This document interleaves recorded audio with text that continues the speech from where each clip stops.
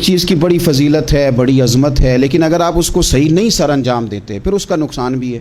تو شریعت کے اندر فضائل بھی بیان کیے جاتے ہیں اور وعیدیں بھی بیان کی جاتی ہیں۔ ابن حبان کے اندر ایک روایت اس طرح بھی ہے، ایک تو ہے کہ رمضان کے فضائل بہت زیادہ ہیں، عظمت بہت زیادہ ہے، اس میں رمضان شریف میں نفل کا ثواب فرض کے برابر ہے اور فرض کا ثواب 70 گنا بڑھا دیا گیا۔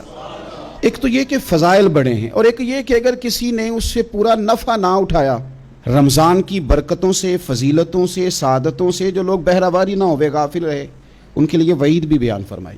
یہ تصویر کا جو دوسرا رخ ہوتا ہے یہ بھی بڑا سمجھنے والا ہوتا ہے۔ نبی پاک صلی اللہ تعالیٰ علیہ وسلم نے ممبر کی ایک سیڑھی پر قدم رکھا تو فرمایا آمین، پھر دوسری سیڑھی پر قدم رکھا تو فرمایا آمین، پھر تیسری پر قدم رکھا تو فرمایا آمین۔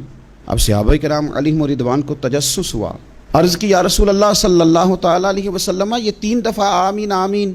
حضور نے فرمایا میرے پاس حضرت جبریل امین علیہ السلام حاضر ہوئے اور انہوں نے کہا ہے کہ یا رسول اللہ صلی اللہ علیہ وسلم اللہ اس بندے کی ناک خاک آلود کرے، یعنی وہ رسوا ہو جائے جو اپنے ماں باپ یا دونوں میں سے کسی ایک کو بڑھاپے میں پائے اور پھر ان کی خدمت کر کے جنت حاصل نہ کرے۔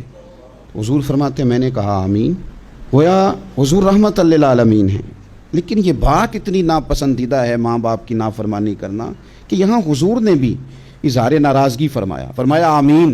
پھر فرمایا دوسری سیڑھی پر جب میں نے قدم رکھا تو حضرت جبریل امین علیہ السلام اس وقت فرما رہے تھے کہ یا رسول اللہ صلی اللہ علیہ وسلم اس شخص کی ناک بھی خاک آلود ہو جائے جو اپنی زندگی میں رمضان کو پائے اور پھر بھی وہ جہنم سے آزادی حاصل نہ کر سکے، پھر بھی اس نے رب کو راضی نہیں کیا، رمضان ملا اسے، اس کی ناک خاک آلود ہو جائے، رسوا ہو جائے۔ تو حضور فرماتے ہیں میں نے کہا آمین۔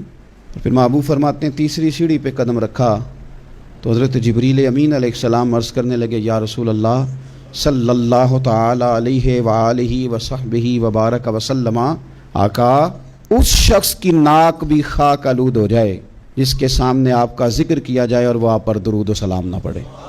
حضور فرماتے میں نے کہا آمین۔ تو ان وعیدوں پر بھی غور کریں، یعنی خاص توجہ دیں۔ ہر وقت انسان کو ایک طرح کا نہیں رہنا چاہیے یار، انسان دوستوں کی محفل میں اور طرح کا ہوتا ہے اور اپنے بزرگوں کی محفل میں اور طرح کا ہوتا ہے، اس کی کیفیات ہر جگہ ایک جیسی نہیں ہوتی، نہ رہنی چاہیے۔